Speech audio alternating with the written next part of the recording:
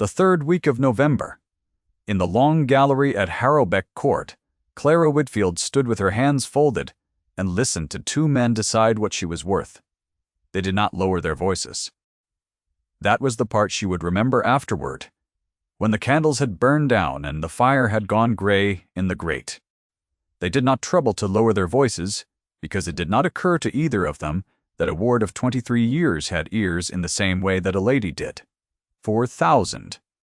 Rufus Ashcombe, who was the late Viscount's cousin and who had taken the management of Harrowbeck the way a man takes a coat from a peg. £4,000 and the Denhurst mortgage cleared. Lord Ravensmore is not a patient man, and I will not pretend the terms are generous. The other man made a sound that might have been agreement. Clara did not look at him. She looked at the window instead, at the bare limes along the drive, and the grey stone of the gatehouse beyond, and she counted the panes, because counting was a thing her hands could do while the rest of her held still. She has no fortune, Rufus went on. No family, no connections, no season worth the name. She is furniture with a face. Any man who takes her as a favor to me. Furniture with a face.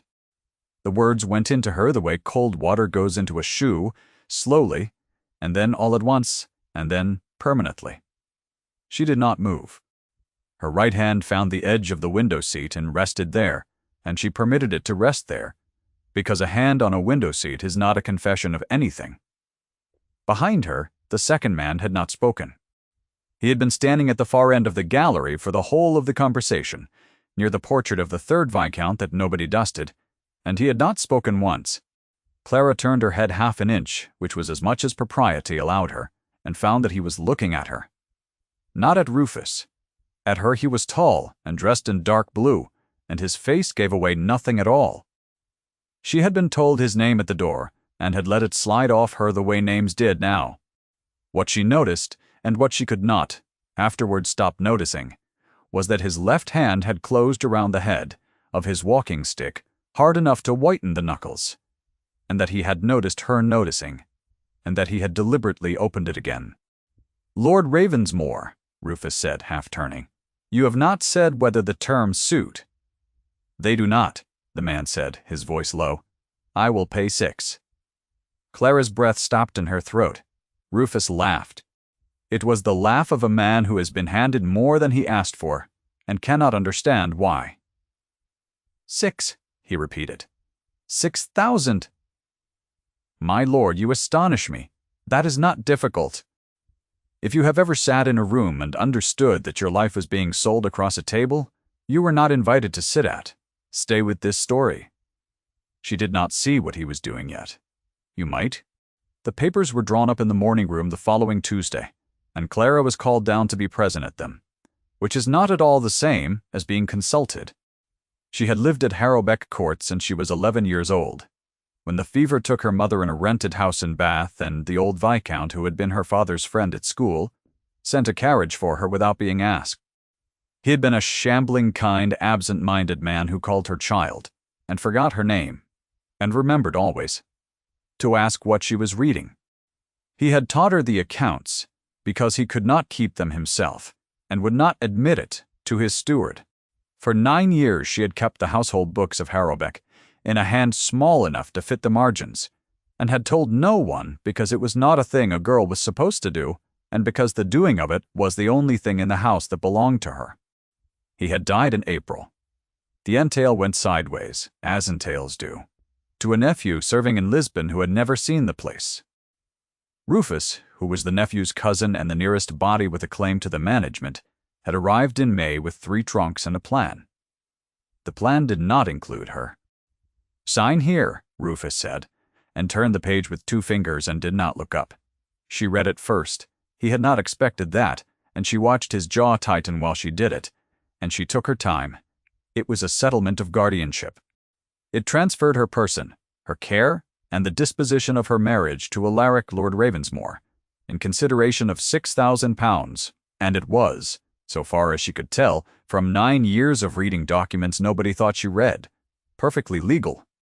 There was one clause she did not understand. It provided that in the event she declined the arrangement at any time within 12 months, the £6,000 was not to be returned, She looked at it for a long moment. "It is a formality," Rufus said. It was not a formality. She knew what a formality looked like in a document, and this was not one. She signed her name, Clara Whitfield, in the small, clear hand the old Viscount had praised once when she was 14, and she felt the nib catch on the paper at the final letter, and she did not permit her face to do anything at all. Lord Ravensmore was at the window with his back to the room. He did not turn until the pen was down. When he did, he said only, "The carriage is at 3, and went out. The county had a name for him and had been using it for 6 years. She heard it first from Rufus's sister, Mrs. Penhallow, in a private aside at the foot of the stairs that Clara was not meant to overhear, and was clearly meant to overhear. The cruelest lord in 3 counties, Mrs. Penhallow said, arranging her shawl. They say he let his own wife die in a room he would not enter. They say the servants at Ravensmore go on their toes. Poor creature. Well, my brother has found her a roof, which is more than her face was ever going to find her, and I suppose she has been sold to a very cold house." Clara went up the stairs and did not run. Ravensmore Hall sat in a fold of the Downs 11 miles east, grey stone. Close windows, a gravel sweep raked in. Lines, so straight they looked ruled. There was no dowager at the door to receive her, no housekeeper with a candle, no assembled staff. There was a butler named Fenwick, with white side whiskers and the expression of a man attending a funeral he had privately expected. "Miss Whitfield," he said, "you are in the East Room. His lordship dines at 7. "Thank you, Miss Whitfield." Fenwick hesitated, which she would later understand cost him something.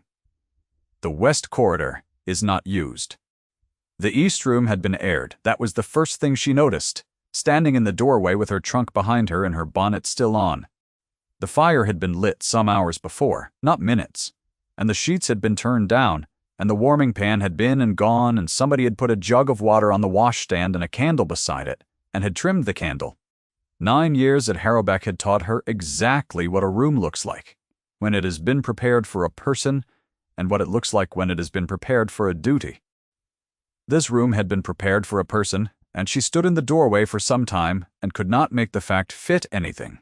She had been told about the house she was in. She learned the shape of it in a week.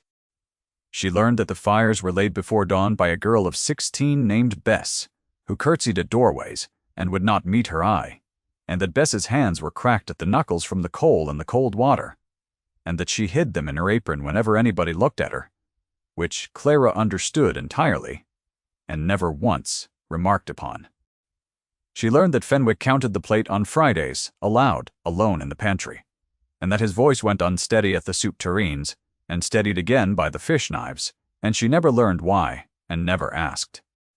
She learned that the clock on the half landing ran 4 minutes fast, and that nobody in the house had corrected it in 6 years, because correcting it would have required somebody to decide that the house was going to go on. She learned that Lord Ravensmore rode out at first light and returned at dusk, and spoke perhaps 40 words a day, and that of those 40, roughly 6, were addressed to her, and that all 6 were commands. Eat something. Sit closer to the fire. Do not go into the West Corridor. She read them as coldness. Of course she read them as coldness.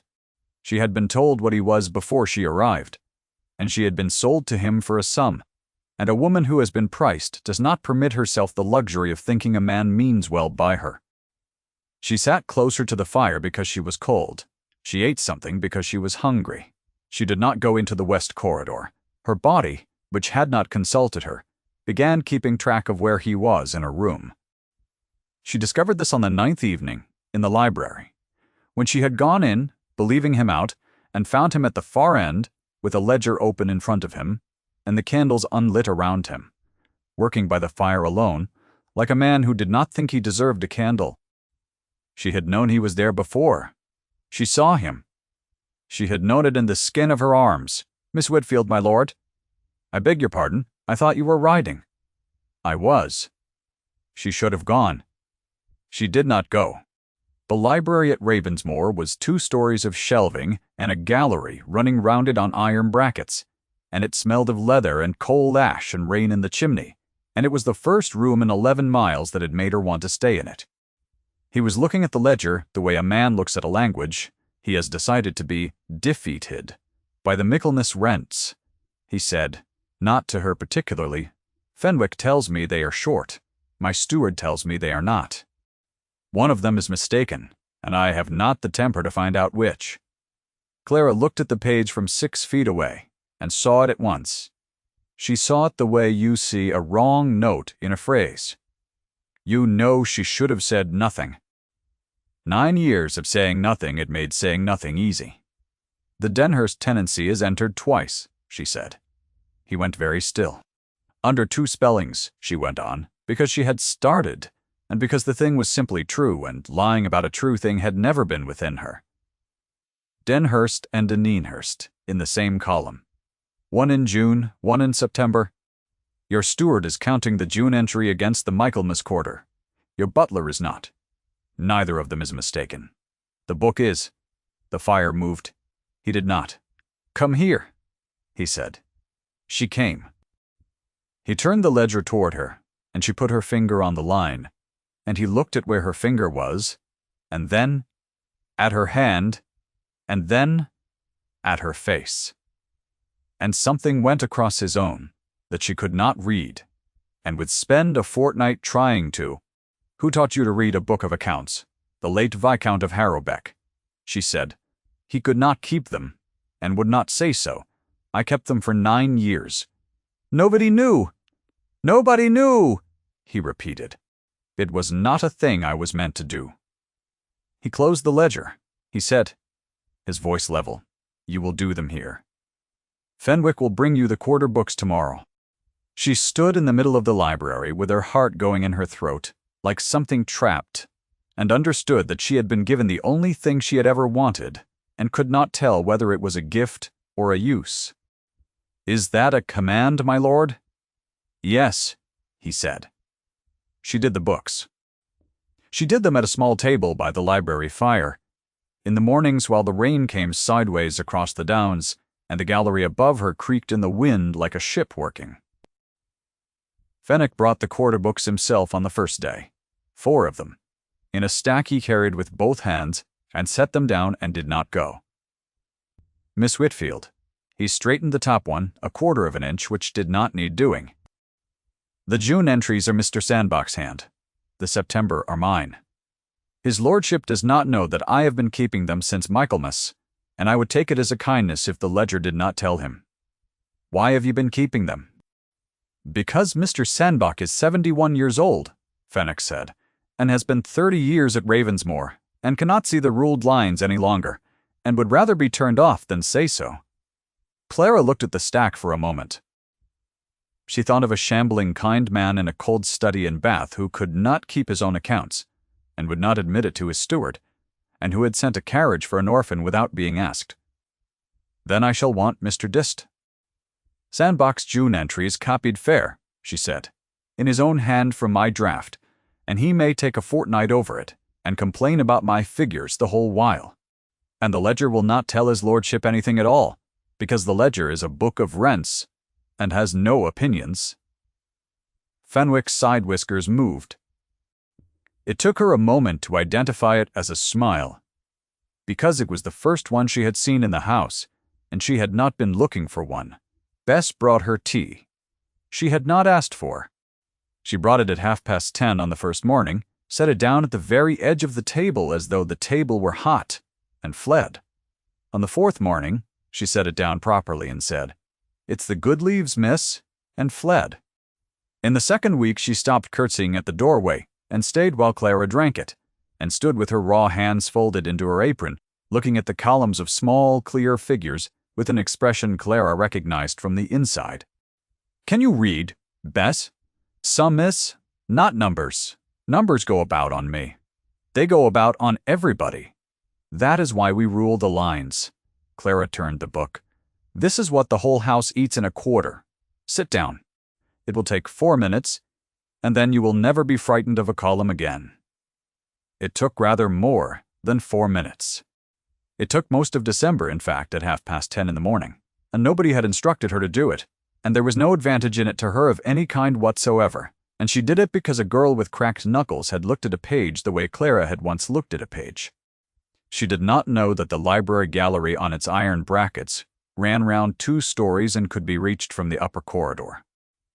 She did not know that a man could stand at the rail of it in the dark and hear everything said at the small table below.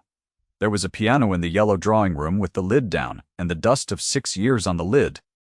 There was a portrait in the gallery. Turned to face the wall, there was a west corridor. She did not enter.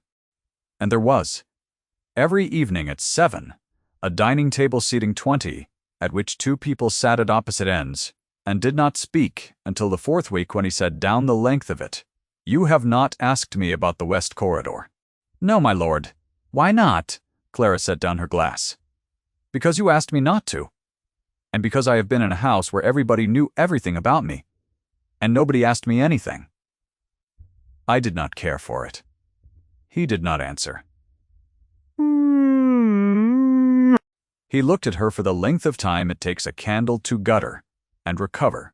Then he rose and left, and she sat alone at the table, with 20 empty chairs and her pulse audible in her own ears. And she told herself that a man who leaves a room is a man who does not want you in it. She was wrong about that, and she would be wrong about it for another 5 weeks, and the audience is permitted to know it before she does. The first snow came in the 2nd week of December, and with it, Rufus.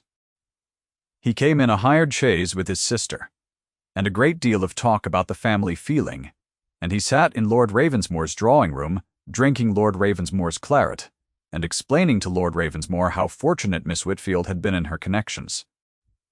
"A charity, my lord," Rufus said at some volume.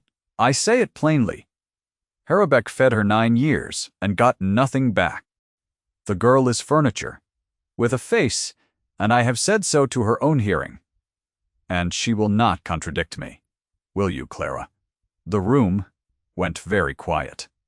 Clara looked at her hands. There were 3 servants present, Fenwick at the sideboard, a footman at the door, Bess with the coal scuttle stopped halfway to the grate. She saw Bess's face and understood that the girl was ashamed on her behalf, and that this was worse than the sentence itself. "I will not contradict you," Clara said. "There," said Rufus. "You see, Lord Ravensmore set down his glass." He set it down with great care in the exact center of the small table beside him, and the sound of the bass meeting the wood was the loudest sound in the room. "Mr. Ashcombe," he said, "the claret is Portuguese. You have had 4 glasses of it, and have not mentioned it once. I mention this only because you appear to be a man who assesses the value of things." Rufus's mouth opened and shut. It was not a defense. It was not anything Clara could name as a defense. It was a remark about wine. Her hand resting in her lap had gone unsteady, and she pressed it flat against her knee until it stopped. That night, unable to sleep, she went down for a book, and found the library dark and the yellow drawing room lit. The lid of the piano was up. He was not playing. He was standing beside it with one hand flat on the closed rank of keys, the way you might put a hand on the flank of a horse you had ridden a long way, and there was a folded letter on the music stand that had been folded and refolded so many times the creases had gone soft as cloth. She should have gone. She had gone from many rooms in her life. At exactly this point, Eleanor played. He said without turning. She stopped in the doorway. "My wife." She played this instrument every evening for 4 years, and I did not once ask her to stop, and I did not once come in and listen. His voice did not change. That was the terrible part. It did not change at all. She was ill for 11 months. I engaged 3 physicians. I paid for everything that could be paid for, and I stood in the corridor outside her room every night of those 11 months and did not go in, because I did not know what to say to her. And I had decided that a man who does not know what to say should not come in and say the wrong thing. The fire cracked. She died in February, in the morning. While I was in the corridor, Fenwick came to fetch me. I was 6 feet from the door. He took his hand off the keys. The county says I let my wife die in a room I would not enter. The county is correct. It is the only true thing the county has ever said about me. Clara stood in the doorway and did not move, and felt her eyes fill, and did not permit them to do anything further. "The west corridor," she said. "Her room is at the end of it." He turned then, and she saw for the first and last time the whole of his face, without anything held in front of it. And it was not cruelty. It had never been cruelty. It was a man who had learned that everything he did not say could kill someone, and who had therefore stopped saying almost everything. "I do not tell you this to be pitied," he said. "No, my lord." "Then why do you suppose I tell you?" She did not know. She would not know for 3 more weeks. She said, "Because I did the books." And he made a sound that was not quite a laugh, and it was the first sound of that kind she had heard in the house, and she carried it up the stairs with her like a coal in a pan. The letter on the music stand was in a woman's hand. She saw one line of it as she passed, and only one, and she did not read it deliberately. "Play something, even if I cannot hear it." Christmas came and went with the house very quiet. In the 3rd week of January, Mrs. Penhallow's carriage came up the drive. At speed, and behind it at a decorous distance, a post-chaise, carrying a solicitor from Winchester, named Mr. Dand. Bray, whom Clara had seen once before, standing at the edge of the morning room at Harrowbeck, while the settlement was signed. Saying nothing, holding his hat. Rufus had found the clause. Not that clause. Another one. Clara understood the whole of it within 4 minutes of the drawing-room door closing, because she had read the settlement, and Rufus, characteristically, had not read it as carefully as the woman he had sold. "The guardianship is void," Rufus said, and he was smiling. And the smile had the particular brightness of a man who has been to see a lawyer and been told what he wished to hear. "The old Viscounts will name a guardian, and the naming survives the entail. I had not the authority to transfer her. Mr. Bray will confirm it." Mr. Bray looked at his hat. "So," Rufus said. £6,000, my lord, in exchange for a thing I did not own. You may sue me for it if you like. You will find I have very little, and what I have is my sister's." He turned. "Clara, get your things. There is a Mr. Bligh, Colford at Harrowbeck, who has expressed a willingness and is not particular. You will be married by Lady Day." The fire was very loud. Lord Ravensmore had not risen. He was sitting in the chair by the window with his hands quite still on the arms of it, and he said nothing at all, and Clara looked at him, and he did not look back. He did not look back. She had known this would happen. She had known it from the gallery at Harrowbeck, from the 4006, from the word furniture spoken in her hearing by people who were related to nobody she loved. She had permitted herself 9 weeks of imagining otherwise, and this is what came of imagining otherwise, and the lesson was very old and she had simply forgotten it. "Mrs. Penhallow," Rufus said, "have her trunk brought down." "She will not go tonight," Mrs. Penhallow said, comfortably adjusting her shawl. "The road is snow to the hocks. Tomorrow." And gladly. The poor creature has been a charge on somebody all her life. Furniture with a face, brother, as you say. And the furniture is going home. 3rd time. 3rd setting. Clara heard it land and felt nothing land with it, which frightened her more than the sentence had. She went up. She did not run. She sat on the edge of the bed in the east room with her hands in her lap and understood, with a clarity that was almost restful, that she had one thing in the world that was hers, and it was not a person, and it was not a place. It was the quarter books. She went down at 11 o'clock at night, with a candle. The library was black, except for the last of the fire, and the cold had come up through the floor. And she did not build the fire up, because building it up would have meant she intended to be there some hours, and she had not admitted to herself yet that she did. She lit the candle from the embers. She set it at the top left of the small table where it would throw across the page and not across her hand. She opened the Christmas quarter at the page she had left it on the previous morning, when she had still been a person who was going to be at Ravensmore in the spring. Her hands were cold enough that the first 3 figures came out badly, and she scratched them and began again. Somewhere above, the clock on the half-landing struck midnight, 4 minutes early, the way it had struck it for 6 years, and would go on striking it after she had gone, and there was nobody in the house who would think to correct it. She worked until 4 in the morning, and what she was doing was not revenge, and it would have been simpler if it had been. She was finishing the year. The Michaelmas quarter was reconciled. The Christmas quarter was not, and she had begun it. And a book begun and not finished is a book that will cost the next person who opens it a fortnight. She had been taught that by a shambling kind man who forgot her name, and it was the only thing anybody had ever given her that could not be sold, and so she sat in a cold room, in a house she was leaving, and did the work for a man who had not looked at her because the work was owed, and she was the one who owed it. At 2:30 she found it. It was in the Denhurst column, where everything at Ravensmore was always in the Denhurst column. The mortgage on the Denhurst tenancy cleared in November by £6,000 paid to Mr. Rufus Ashcombe. She had seen it a dozen times. What she saw at 2:30 was the date beside it. The mortgage had been cleared on the 14th of November. The settlement had been signed on the 19th. He had paid off Harrowbeck's debt 5 days before he bought her, and had let Rufus believe the two were the same transaction, and had then paid $6,000 for a guardianship that a solicitor sitting quietly in the corner of that morning room, holding his hat, must have known was void. She sat with the pen in her hand. Mr. Bray had been in the room. Mr. Bray had said nothing. A solicitor who watches a void settlement signed and says nothing is a solicitor who has been instructed to say nothing. He had known. He had known from the first afternoon in the gallery at Harrowbeck, when a man had said furniture with a face in front of her, and a hand had closed wide on a walking stick and deliberately opened again. He had not bought her. He had bought her out, and he had said nothing to her for 9 weeks, because he was a man who had decided, standing in a corridor for 11 months, that everything he did not say could kill someone. Clara put the pen down. Her hands were shaking too badly to hold it.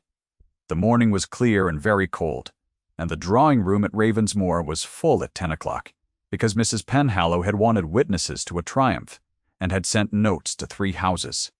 They were all there, Rufus, at the fire with his coat brushed, Mrs. Sandry, Penhallow arranged on the sofa with 2 ladies of the neighborhood, one of whom had brought her daughter, a polished girl in ice blue, who had been told from the cradle that she was the correct choice, and who kept glancing at the door. Bray by the window with his hat, Fenwick at the sideboard, Bess at the grate with the coal scuttle told to go and not going. Clara came down in her gray traveling dress with her hands folded, because she had nothing else to come down in, and because she had decided at 4 in the morning that she would not come down with red eyes and give the room the satisfaction. She did not have the ledger with her. She had thought about it for an hour, and had left it upstairs. She was not going to save herself with a document. She was going to say one true sentence and let it fall where it fell, the way she had said one true sentence about a ledger 9 weeks ago in a dark library. "Mr. Ashcombe," she said from the doorway, "you told this house that Harrowbeck fed me 9 years and got nothing back." Her voice was not loud. It did not need to be.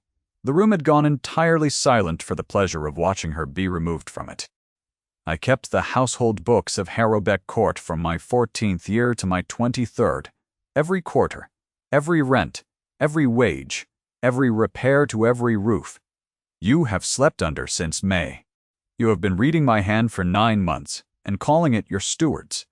Mrs. Penhallow's fan stopped. "That is a lie," Rufus said. "The books are in the second drawer of the estate desk. The margins are small. Nobody but me writes that small." She looked at him steadily. "You may have them. They are yours." "I only object to being told." "I gave nothing." "You forget yourself."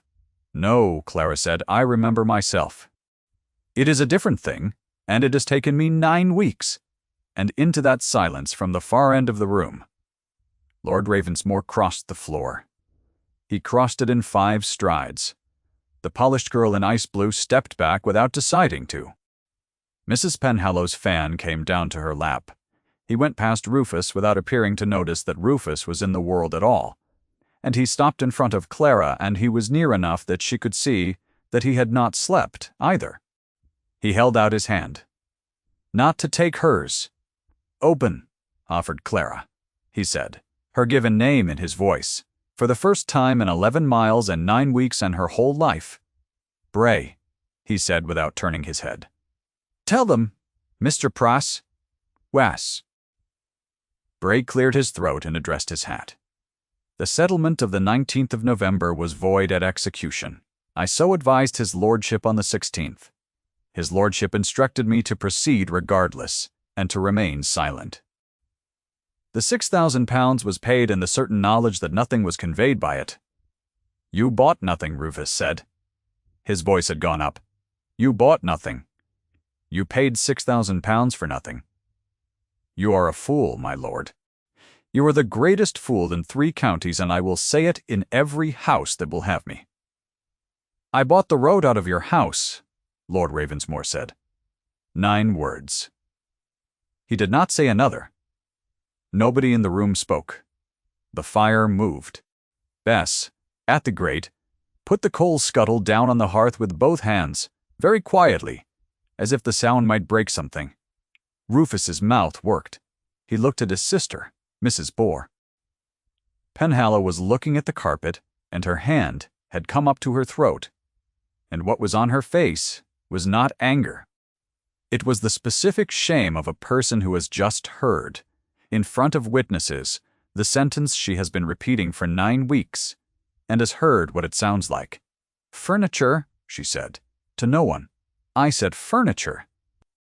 "You did," said Lord Ravensmore. "Fenwick will bring your carriage round. The road is passable by noon."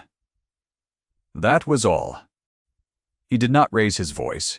He did not name what she had done. He did not require her to apologize, and Clara understood, watching Mrs. Meddery Penhallow rise with her shawl slipping and her hands not quite managing it, that this was worse for her and kinder than anything Clara could have invented. Clara's hand was still at her side. She looked at his open palm and did not take it. "You did not tell me," she said. "No, for 9 weeks. Yes." "Why?" He was quiet for a long moment. The whole room was watching, and he did not appear to know the room existed. "Because if I had told you," he said, "you would have been grateful, and I have already had a woman in this house who owed me things." His hand did not waver. "I wanted you to stay because you wished to. I could not think how to say that. So I said nothing, and I have done that before, and it cost me 11 months and a life, and I am doing it again in front of 30 people, because I do not appear to be able to learn." The polished girl in ice blue was looking at Clara with something like awe. Clara put her hand in his. Ravensmore in February was white to the sills, and the yellow drawing-room was warm. They were married at Lady Day, in the parish church at the bottom of the hill, with Fenwick and Bess, and 11 tenants and no diamonds in the building. The church was very cold, and smelled of wet stone and the beeswax somebody had put on the rail that morning without being asked. Mr. Sandbach came at 71, in a coat from another century, and wept without any embarrassment at all from the second row. Mr. Bray came and held his hat. Bess had new gloves.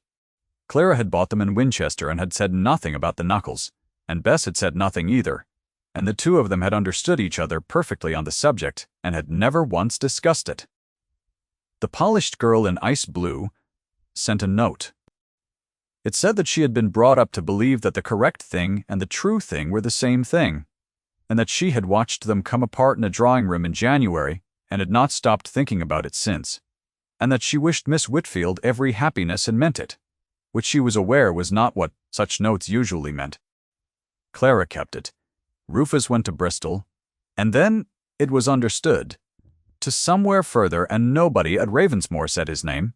After March, Mrs. Penhallow wrote in the spring. It was a stiff letter and an honest one, and it used the word wrong twice, and Clara answered it kindly, and did not keep it. The books were done every quarter in a small, clear hand, at a table by the library fire, and the steward learned to bring them to her without being told. And once, in April, he asked her opinion on a drainage matter, and took it.